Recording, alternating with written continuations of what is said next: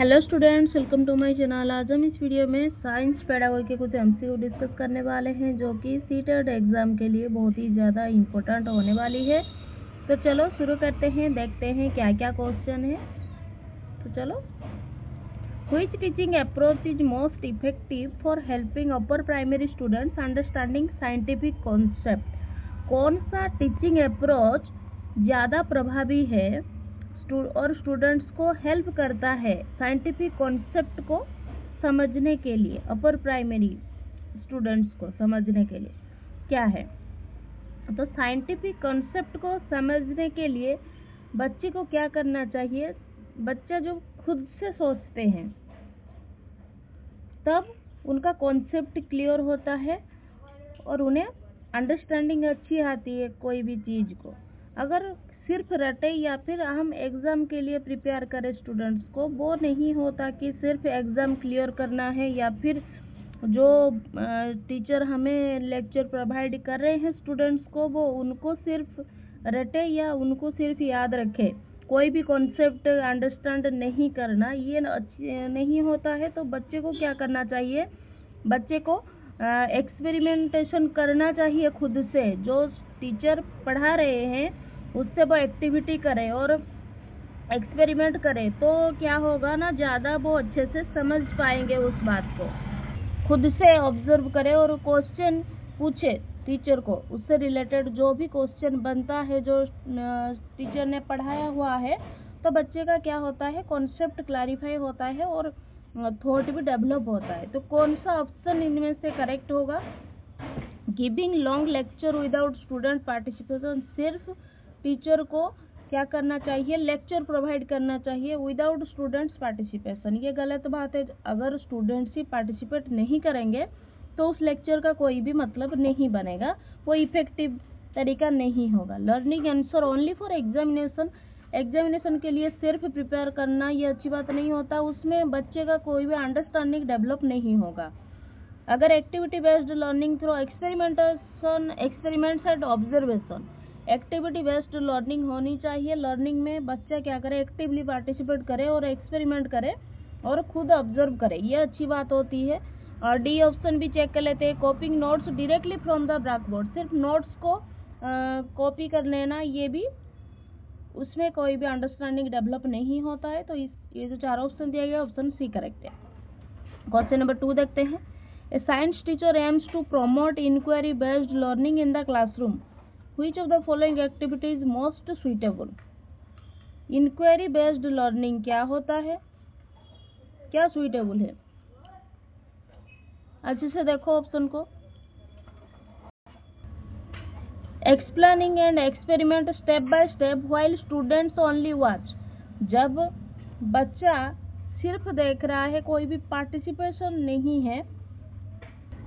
Inquiry करना मतलब जो भी टीचर ने पढ़ाया उनसे रिलेटेड जो भी क्वेश्चन बनता है, वो जो कॉन्सेप्ट पढ़ा है उसमें क्लैरिफिकेशन चाहिए होता है स्टूडेंट्स को। तो उसमें क्या होता है, बच्चे को खुद से पार्टिसिपेशन करना चाहिए। यहाँ पर लिखा है स्टूडेंट्स ओनली वॉच, सिर्फ वॉच कर रहे हैं, मतलब स्टूडेंट्स यहाँ पर पैसिव, एक्टिव नहीं है, ये अच्छी बात नहीं है, ये इंक्वायरी बेस्ड लर्निंग नहीं होगा। Asking students to make prediction before performing in experiment.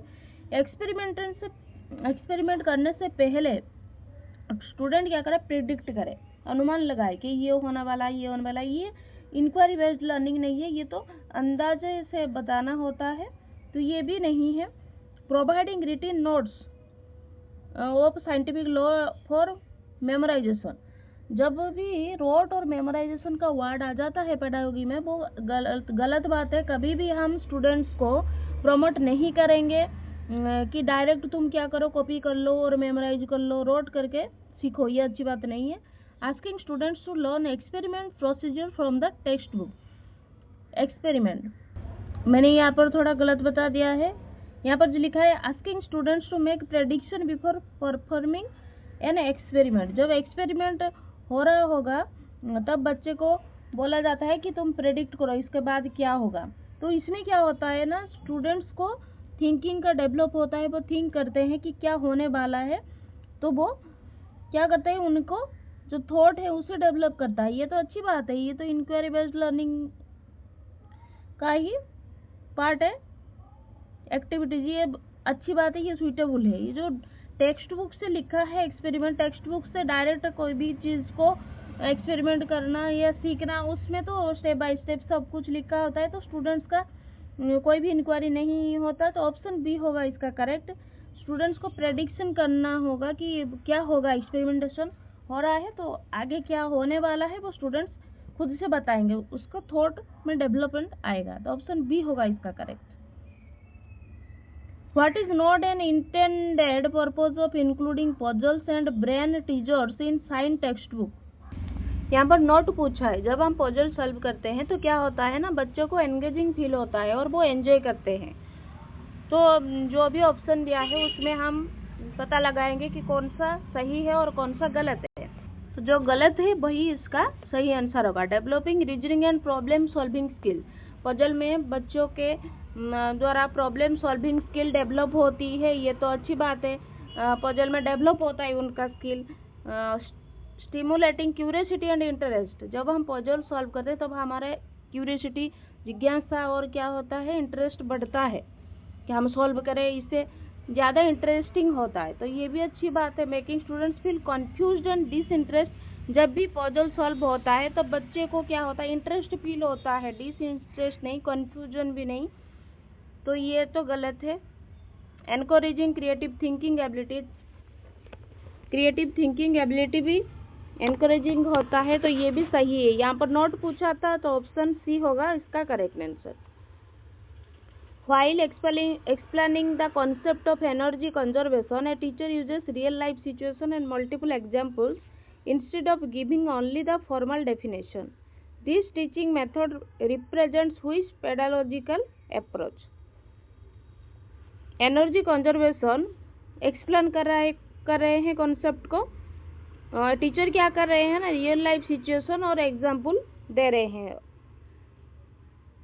Definition देने की बजाय वो क्या कर रहे हैं ना, रियल लाइफ सिचुएशन और मल्टीपल एग्जाम्पल्स प्रोवाइड कर रहे हैं। ये कौन सा टीचिंग मेथड्स है?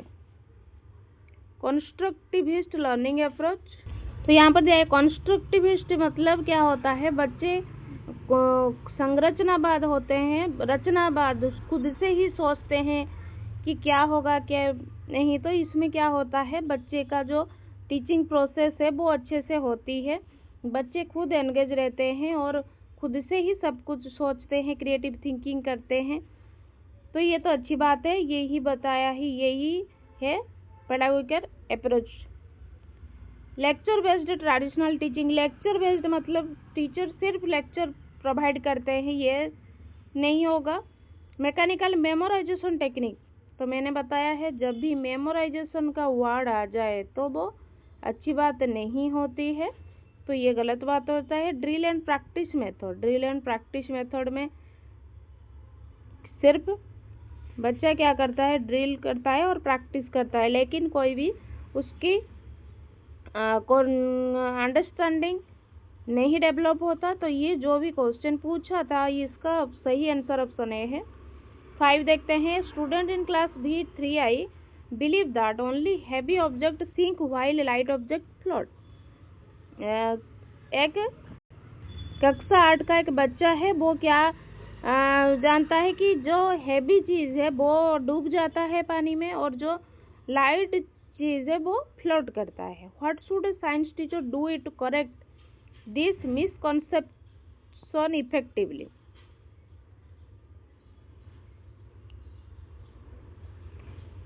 तो साइंस टीचर को इसको करेक्ट करने के लिए क्या करना चाहिए? तो ओनली लिखा है ना, ओनली हैवी ऑब्जेक्ट, सिर्फ हैवी ऑब्जेक्ट डूब जाता है और जो लाइट ऑब्जेक्ट है वो फ्लोट होता है। तो उसको वेट हिसाब से वो स्टूडेंट्स मान रहा है। तो टीचर को क्या करना चाहिए?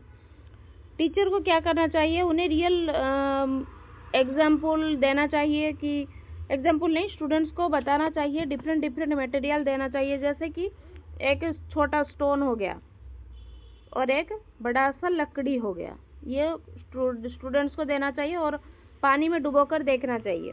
तो स्टूडेंट्स क्या करेंगे, स्मॉल स्टोन्स को क्या करेंगे, पानी में जो डालते हैं तो क्या होता है, वो सिंक करता है, वो डूब जाता है। लेकिन जो बड़ा वाला लकड़ी है उसे जब पानी में डालते हैं तो वो क्या करता है, वो फ्लोट करता है। तो यहाँ पर क्या लिखा था, उसने वेट के हिसाब से ये सब मेजर किया था, लेकिन यहाँ पर तो ये छोटा स्टोन था लेकिन वो तो डूब गया, ये बड़ा लकड़ी था लेकिन फिर भी ये फ्लोट कर रहा है। तो बच्चे का क्या होगा, उसमें वो ये समझ पाएंगे कि फ्लोटिंग और जो सिंकिंग होता है वो वेट पर नहीं, डेंसिटी के ऊपर डिपेंड करता है। तो इसका क्लैरिफिकेशन होगा जब बच्चा क्या करेंगे, डिफरेंट मटेरियल को खुद से एक्टिवली देखेंगे पानी में डुबाकर। तो कौन सा ऑप्शन सही होगा, आज द स्टूडेंट्स टू मेमोराइज जब भी आ जाता है, मैंने बताया था कि वो गलत बात होती है। Conduct an activity where students test different material in water, एक एक्टिविटी करना चाहिए जो बच्चे खुद से क्या करें, पानी में डुबोकर डिफरेंट मटेरियल को देखना चाहिए। Ignore the idea and continue teaching the lesson, immediately correct the students by saying the statement is incorrect. तो इसमें ऑप्शन बी होगा करेक्ट। 6 देखते हैं, what is the most appropriate method for assessing students performance in a science project. कौन सा appropriate method है science project में assessing student performance को एसेस करने के लिए, स्टूडेंट्स को परफॉर्मेंस को एसेस करने के लिए साइंस प्रोजेक्ट में कौन सा अप्रोप्रिएट मेथड है। क्या करना है, conduct only written examination, written examination सिर्फ अगर हम करेंगे तो ये स्टूडेंट्स को परफॉर्मेंस, तो ये सिर्फ थियोरिटिकल नॉलेज को हम एसेस कर पाएंगे, तो ये नहीं है। Evaluating through rubrics along with students project portfolio, ये सही बात है। आस्किंग स्टूडेंट्स टू मेमोराइज जब भी आ जाता है, मैंने बताया था गलत है। टेकिंग ए शॉर्ट भाइबा सिर्फ लेने से क्या होता है, ये भी अच्छी बात नहीं है, तो ऑप्शन बी होगा correct. 7 in a science curriculum what does the spiral approach to learning refers to. Spiral approach का मतलब क्या है साइंस क्यूरिकुलम में, स्पाइरल अप्रोच का मतलब क्या होता है, जब भी हम कुछ भी चीज़ सीखते हैं, पहले फर्स्ट उसको बेसिक से समझते हैं, उसके बाद जब भी हमारा क्लास बढ़ता जाता है तब हमारा अंडरस्टैंडिंग उससे रिलेटेड बढ़ता चला जाता है। तो हम छोटे छोटे पार्ट में क्या करते हैं, उसे समझ के जाते हैं। तो इसका कौन सा ऑप्शन सही होगा, तो हम जब भी स्पाइरल अप्रोच सीखते हैं, जो पहले सीखा था उससे ही कनेक्शन होता है। तो क्या होगा, teaching each concept only on time with full details, सिर्फ टीचिंग करना है time to time full details के साथ, नहीं revisiting previously learn concept higher level with deeper understanding. ये होता है जब हम पहले से ही जानते हैं कुछ चीज़ को, लेकिन जब हम उच्च कक्षा में जाते हैं तब क्या करते हैं, उसको ज़्यादा डेप्थ के हिसाब से पढ़ते हैं, तो उसे रिविजिट करना, ये होता है spiral approach. Focusing mainly on theoretical explanation without activities, ये अच्छी बात नहीं है। एक्टिविटीज़ के बिना सिर्फ एक्सप्लेनेशन को फोकस करना। Completing all science topic in the initial grade itself, तो इसका ऑप्शन बी होगा correct. Which of the following does not represent a key characteristic of an effective science classroom environment? Note लिखा है, तो देखते हैं क्या है, देखो कौन सा ऑप्शन सही होगा। जब लर्नर्स क्या करेंगे, इफेक्टिव कब होगा उनका क्लास में, इफेक्टिव तरीके से वो कैसे पढ़ सकते हैं, जब वो खुद से एंगेज हो उस एक्टिविटी में और डिस्कस करे अदर्स के साथ, टीचर को क्वेश्चन पूछे, तो ये होता है इफेक्टिव तरीका। तो देखते हैं ऑप्शन में, learners actively engaging discussion and activities, ये तो अच्छी बात है। हमें नोट फाइंड करना है, मैं भी थोड़ी देर के लिए अभी गलत बताने वाली थी, मैं नोट पूछा है ना, तो ये तो सही बात है। जब बच्चा क्या करेगा, एक्टिवली एंगेज होगा और एक्टिविटीज डिस्कशन करेगा, तो ये तो उसको अंडरस्टैंडिंग को डेवलप करेगा। Hand on experiment and practical investigation, जब हम एक्टिवली कुछ चीज़ों को प्रैक्टिकली इन्वेस्टिगेट करते हैं तो अच्छी बात होती है, अच्छे से हम समझ पाएंगे, ये फिर इफेक्टिव होता है। Complete silence with no interaction among students, ये गलत बात है, सिर्फ साइलेंट हो जाना। ये साइलेंट जब हो जाते हैं तो अच्छे से सीख पाएंगे क्या, नहीं। Participation and collaboration among learner, participation करना चाहिए, कोलैबोरेशन होना चाहिए, तो लर्नर्स का क्या होगा, डेवलप होगा उनका जो भी सीखने का तरीका होता है वो डेवलप होता है। तो इसमें नोट पूछा तो ऑप्शन सी होगा करेक्ट। 9 देखते हैं। While explaining the topic of microorganism, the students which instructional aid would provide the most effective learning experience। देखो कौन सा सही होगा। तो drawing diagram only on the board, सिर्फ डायग्राम को ड्रॉ कर देने से बोर्ड को ये इफेक्टिव लर्निंग एक्सपीरियंस नहीं होगा। Showing printed picture from the text book, सिर्फ टेक्स्ट बुक से प्रिंट करके दिखाना ये भी इफेक्टिव तरीका नहीं है लर्निंग का। Using a microscope to observe prepared slide, जब जो स्लाइड हमने प्रिपेयर किया हुआ है माइक्रोस्कोप का यूज करके ही ऑब्जर्व करेंगे तो ही बच्चा क्या करेंगे, लर्निंग उसका इफेक्टिव तरीके से हो सकता है, बस सभी चीज़ों को अच्छे से अंडरस्टैंड कर पाएंगे। Narrating a general story related to microbes, सिर्फ माइक्रोब से रिलेटेड एक स्टोरी नरेट करना ये भी सही बात नहीं है। तो इसका इफेक्टिव तरीके से लर्निंग कब होगा, जब खुद बच्चे क्या करेंगे, खुद से एक्टिवली पार्टिसिपेट करेंगे। तो ऑप्शन सी होगा करेक्ट। 10 देखेंगे। What is the primary purpose of conducting diagnostic assessment in science teaching, जब साइंस टीचिंग में डायग्नोस्टिक असेसमेंट का मतलब क्या है। डायग्नोस्टिक असेसमेंट का मतलब ये होता है कि जब बच्चे का लर्निंग गैप्स होता है कि बच्चे कहाँ कहाँ गलती कर रहे हैं उनको बताना और बच्चों को मुझको सुधारने के लिए बोलना, ये होता है डायग्नोस्टिक असेसमेंट। तो चलो देखते हैं कौन सा ऑप्शन सही होगा। To give grades and marks, सिर्फ ग्रेड्स और मार्क ये भी गलत बात है। To detect students learning difficulties and misconception, तो डिटेक्ट करना ये सही बात है, जो डिफिकल्टी कहाँ आ रही है स्टूडेंट्स को, अच्छी बात है। To prepare annual progress record, to compare करना स्टूडेंट्स को रैंक्स के हिसाब से, ये भी गलत बात है। तो टोटल हमने 10 क्वेश्चन यहाँ पर डिस्कस कर लिया है। आपका 10 में से कितना करेक्ट हो रहा है मुझे कमेंट बॉक्स में ज़रूर बताना। तो इसका सही आंसर क्या होगा, ऑप्शन बी। तो 10 में से आपका कितना करेक्ट हो रहा है मुझे कमेंट बॉक्स में ज़रूर बताना। Thank you students, keep studying.